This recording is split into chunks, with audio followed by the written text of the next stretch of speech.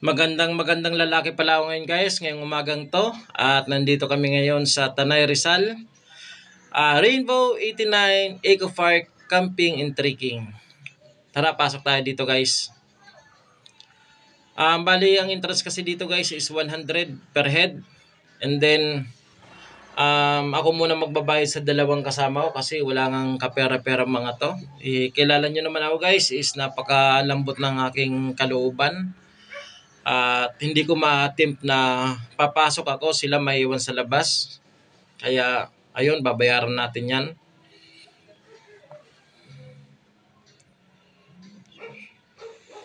Park muna tayo dito. Then guys, pupunta na tayo doon sa payment area. At syempre, papaunahin natin si AKA Boy Tagay. Yun nga guys, binigay ko na sa kay Boy Tagay yung 300 para sa tatlo. Take note guys may payment dito yung yung park na 20 pesos. At kung gusto niyo naman guys ng mga souvenir, mahilig kayo sa souvenir, nandito mga t-shirt and may mga keychain. Dito pala guys yung mga kubo dito or kubol, ganito kaganda. Yan. The best. Syempre guys, hindi mawawala yung pugad at sisigaw tayo na Shopee Delivery!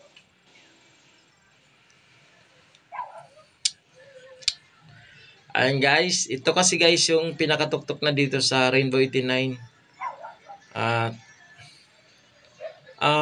Kung i-rate sa akin to guys, mga nasa 70% na maganda siya. At syempre, respect our neighbors, please observe quiet hours 10 AM until 6 PM. Yan guys, syempre, inaano nga ng iba na wala ditong katao-tao. Syempre, guys, alam niyo naman maraming kuliglig dyan or ibon. Kailangan ng respeto, di ba?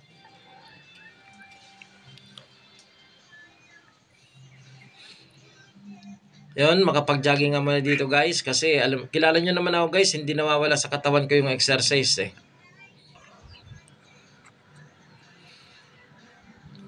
Dito kasi guys, panalo naman siya sa lugar.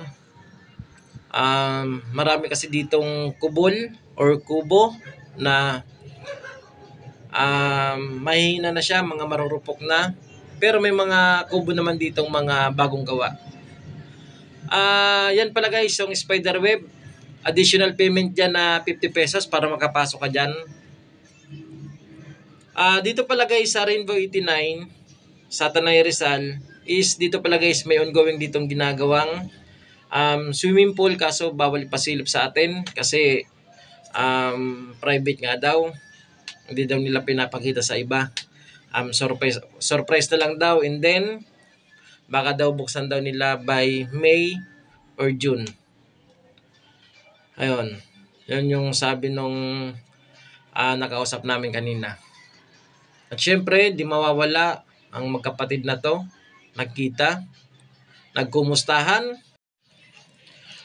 Dito pala guys sa Rainbow 89 is napakalinis dito ng lugar nila. Maya-maya nga dito, lagi kong may nakikitang may nagdadampot ng kung ano-ano, ganon. Mga masisipag dito yung mga housekeeping. Dito naman guys, napakasarap lang dito mag-relax kasi dito yung mga kubo dito is wala namang bayad, halos walang nakatambay, ganon. Pwede ka magpahinga. Yan, mga walang tao yan ngayon, mga kubo na yan.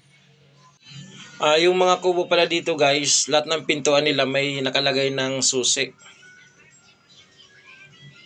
Ayun guys, meron din pala ditong Mama Mary sa pinakang tuktok ng Rainbow 89.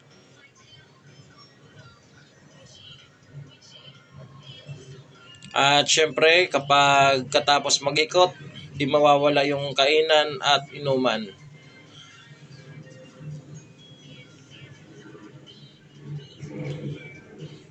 Dito guys, i-check ko muna ang aking kubol. Kung hindi napasok ng ibang mga bisita. Yan. Ito kasang nirintan kong kubol na sa halagang 300. Yan. At kung mahilig kayo guys sa bonfire, meron din dito. Lalo na kapag grupo kayo. Yan. At kasama ko pala dito ngayon guys si Kill Official 28, ang vlogger ng Bulacan. At syempre guys, hanggang dito na lang ang aking napakagandang vlog.